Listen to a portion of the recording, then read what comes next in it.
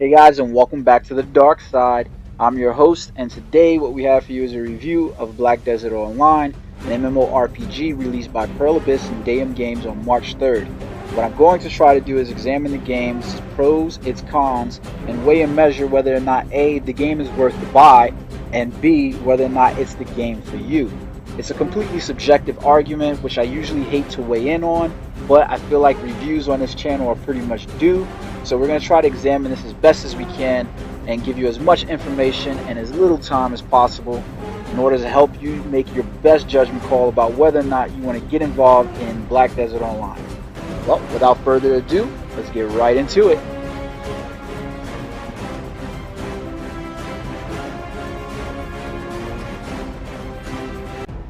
So, what is Black Desert Online? Black Desert Online is an open-world sandbox MMORPG with a high focus and PvP in-game.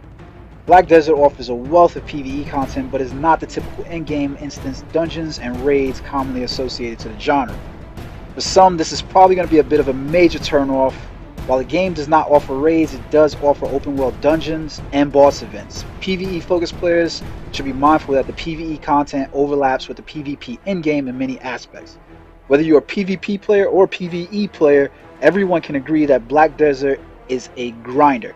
Whether you're gaining levels, new skills, contribution points, or contributing to the sim-like world economy, conversing with the NPCs in order to try to gain amity and new quests with them, or engaging in the various life skill professions that the game has to offer, you're going to find yourself deeply engaged in the grind.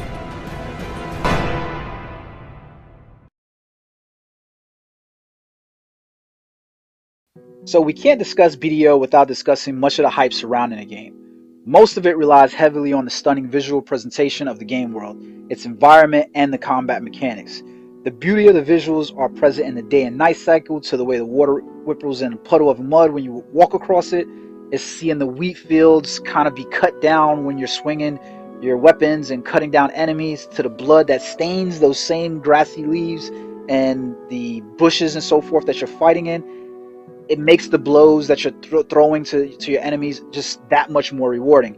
It's highly immersive in that sense. The way the rain soaks on your clothes and falls on your skin to kind of change the lighting of the environment is just simply amazing. The best comparison for BDO, in my opinion, graphically, would be probably a game like The Witcher 3. If that was your cup of tea in terms of visuals, then BDO is probably going to be a game that you're probably going to want to sink, your $30 into. If not, then you know what, you probably want to listen on for the rest of this.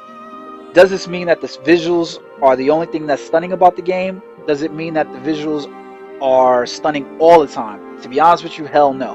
In fact, at times they can be downright distressing. For instance, Black Desert offers a number of means to traverse the map. Fast travel is just not one of them. So if you need to fast travel, then I don't know what to tell you. But that means that every player is almost constantly using his or her mount. Their horses, their donkeys, which are tied to wagons and so forth. They're attached to different style wagons in the game. And the screen gets quite cluttered in many of the towns, especially when you're near trade managers and stables. Another visual that's pretty distracting is the draw distance on characters and NPCs. The characters and NPCs appear black and shadowed at a far distance, and even as you get close to them, until you're at the point where you're like 6 to 10 feet in front of them, they don't really appear, that it doesn't render as quickly. So keep in mind, I'm kind of playing on I am playing on an Asus 980 Ti OC Strix, and my machine is considered high-end by most, and I haven't found a workaround for that draw distance as of yet. The stunning visuals of Black Desert Online brings us to the character creation, which is, in my opinion, one of the best currently available in the genre. Black Desert currently offers 8 distinct gender-locked classes. Yes, the classes within Black Desert Online are gender-locked, and potential players should be aware of that. I understand that for many people this is probably going to be a big no-go. It definitely isn't the greatest appeal, but I myself have never played a female character in any MMO or RPG. For that matter, it's not something that necessarily ever appealed to me, but I find myself playing the Sorceress class the most. Of the current 8 available classes, only 3 of them are males. And to be honest, that is a little bit disheartening as well, because you jump in the game and realize your male character is limited to an old codger, a beast-like character, or pigeonholed into the sword and board style play if you want a normal kind of male. Players have the option of the male warrior, which is your typical sword and board style play, or its female counterpart, the Valkyrie. While these two serve as counterparts, they play somewhat differently. Daedalus Games developers have stated they want each class to feel unique and different, regardless of whether or not they are counterpart classes. The male wizard, aka Gandalf, what everybody in the community calls it, has its witch counterpart and offers you your ranged magic elemental spells, and the remaining classes really don't have counterparts as of yet. The Berserker is of the giant race and is a dual-wielding tank and spank style character. The Sorceress feels really akin to the sword and spell classes offered in many other games, and has a great close to mid-range option for its combat capabilities. It's perhaps pretty much my favorite playstyle, except for that gender lock business again. I really don't like it. The female ranger is what you would expect from most archer classes. Why there's not a male ranger variant in the game or counterpart, I'm baffled. I don't understand that. It really does seem like a no-brainer. Ranger, male ranger, I don't get it. The female tamer is your pet class, though she can only really summon one mighty shadow beast is what I like to call it. The class is interesting, mostly because of that beast, and I think that's why a lot of people play it. I really have no care to really discuss class tiers when it comes to PvP, so I'll leave that to other people to discuss. The Korean Russian versions have 4 other classes: the Blader and its counterpart the Plum, and the Ninja and its counterpart the Konichi. At what point these classes will be released on the NAEU servers, I don't know. Players like myself are definitely looking forward to the Blader, and the only reasoning given as to why it's been withheld so far is because it has a really big Asian-centric flair that might not appeal to us, the Western audience. I'm not really going to go into depth about that, but it's weird. Either way, the character creation tool is simply amazing. If you want to recreate a character from a different universe or the real world, the tool set seems more than capable at doing that. Just do a quick Google search for Black Desert Online customization data, and you're going to see illustrations of recreations of Tyrion Lannister or Peter Dinklage, Scarlett Johansson, Angelina Jolie, and even more. If that's not enough for you and you don't feel like doing, just load up the game and see Gandalf the Wizard, and you'll be like, oh, okay, yeah, I understand now.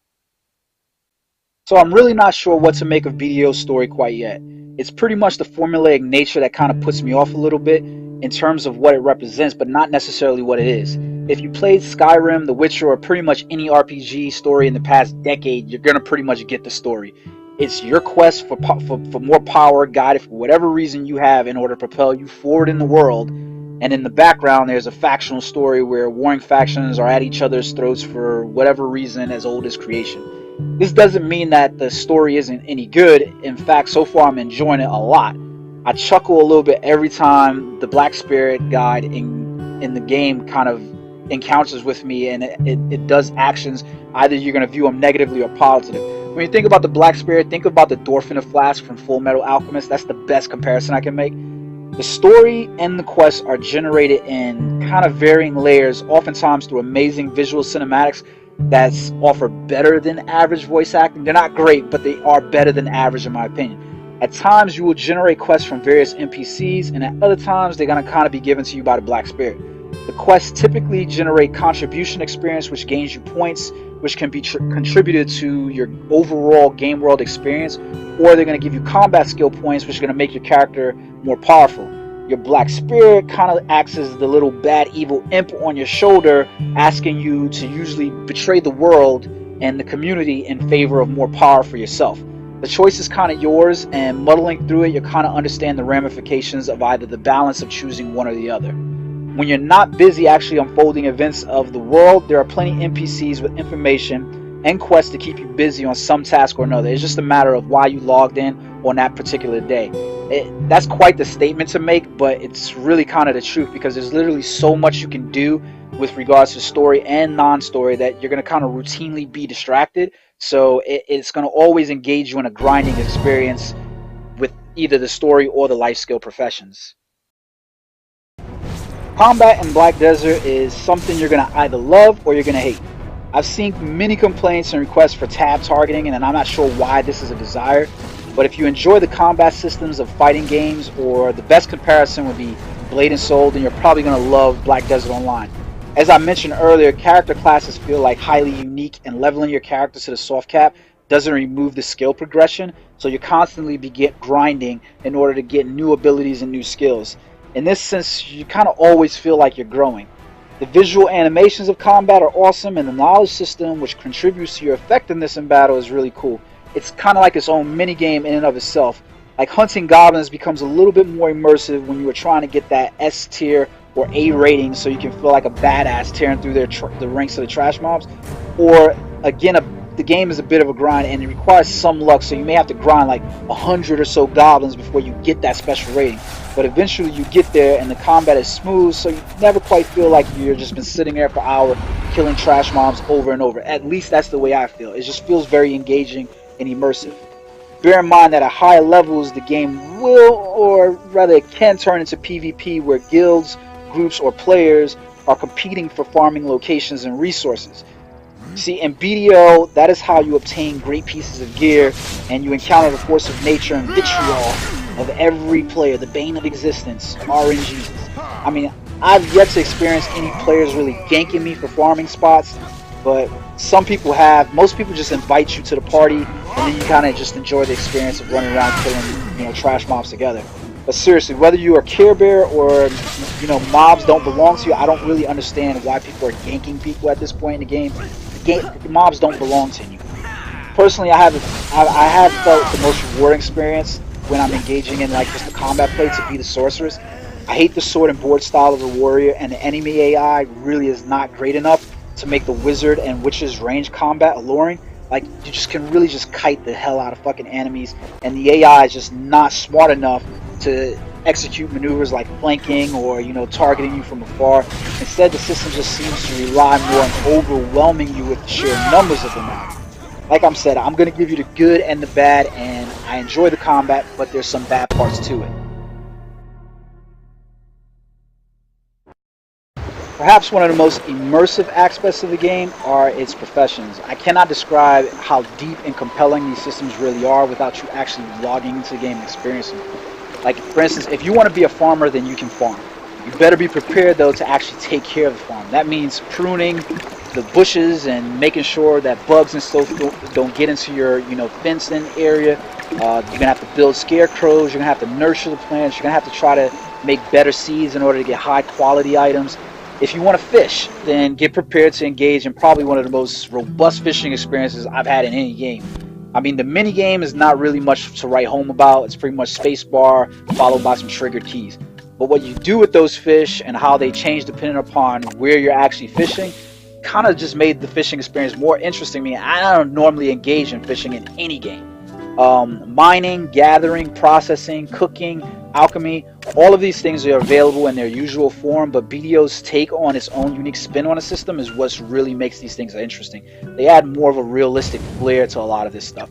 Instead of farming for your own goods and producing them on your own, you can actually hire workers in town who can level up alongside you and take care of things for you. The workers themselves also level in skill and make them more effective at contributing to your needs. So for instance, if you want to actually gather ores and so forth, you have workers that will develop skills for those, whereas opposed to if you want to have a worker that's going to be good at building wagons or building ships, they will contribute to that. Like, workers will gain experience building siege weapons and so forth. So it's really entertaining. But I've literally spent probably like a week learning how to cook just so that way I can properly feed my stable of pets and my mounts the necessary food to keep them going and leveling as well. Which brings me to the next point, is that breeding is a part of the profession system inside the game. You can breed your horses in order to use their offspring to pull your shit around the map.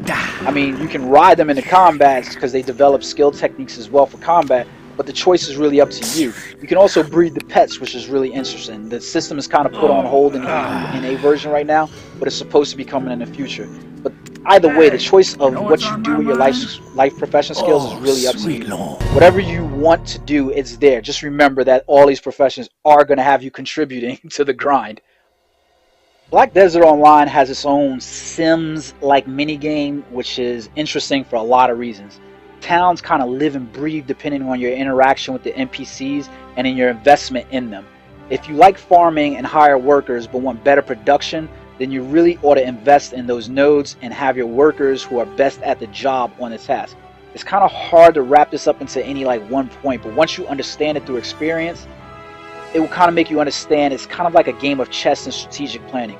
If you don't want to rely on others in order to fulfill your needs in the game, then you better make sure your supply lines, trade routes, and workers are all assigned to something, remain intact, and are linked. Do not be fooled like me and invest too much time and money in upgrading your individual character inventory. Towns have warehouses for you to store your goods, and that is the best place for them because in your inventory they're pretty much worthless as your workers can't interact with them. The more lodging and storage places you own in any one city, the more you're able to store items inside your warehouse. You're going to want to pre-plan this accordingly, but just seeing your workers and your investments pay off, it's a rewarding experience. I really didn't think it was going to be that great of an experience, but it is. The really good thing about contributing is you are never really out the investment. You can always recoup your contribution points if you no longer want to stay in the city or be connected to any one given area of the map. It's really not. I really do not know how to describe player housing except to say that as you can have as many houses as you want. You get to design it with furniture as you want. You can even build or buy that furniture, and it contributes to buffs to your overall gameplay experience.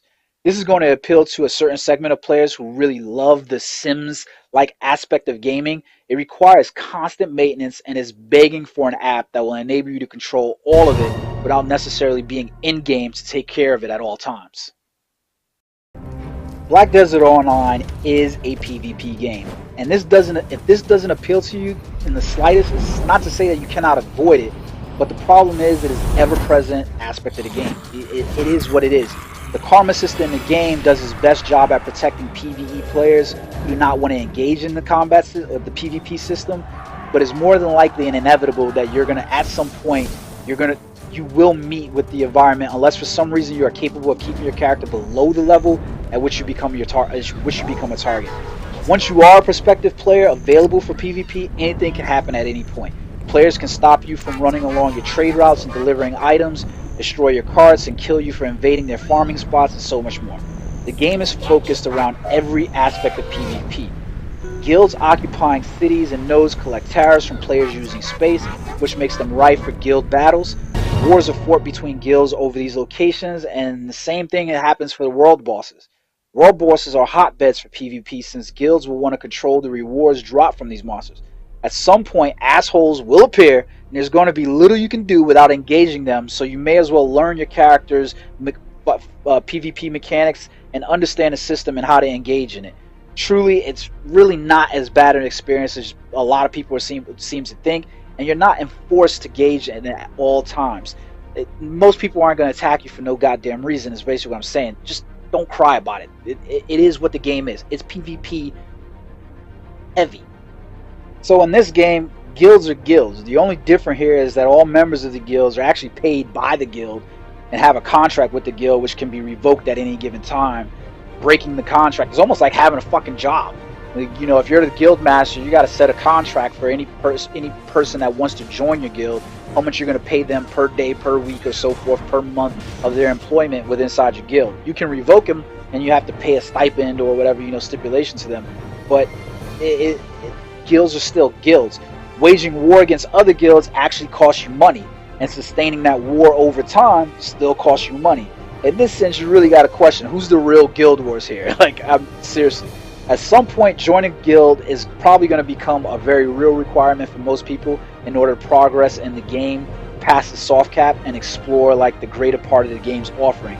But nothing says that is absolutely necessary. I myself enjoy solo play, and I will engage in PvP if I'm required against other players, but I'm not looking to join a guild until something becomes absolutely necessary. At this point, it hasn't become a 100% necessity, so I don't see the involvement needed. But at some point, if you're going to want to go and fight these world bosses, you're going to need a party of some sort, and in this sense, that's a guild. And there you have it, guys. I hope you enjoyed my review of Black Desert Online. I'm not going to give it a grading score. As I said in the beginning, this is a complete subjective opinion. Remember, like, subscribe, and comment on the video. And remember, at the end of the day, it really doesn't matter as long as you're having fun.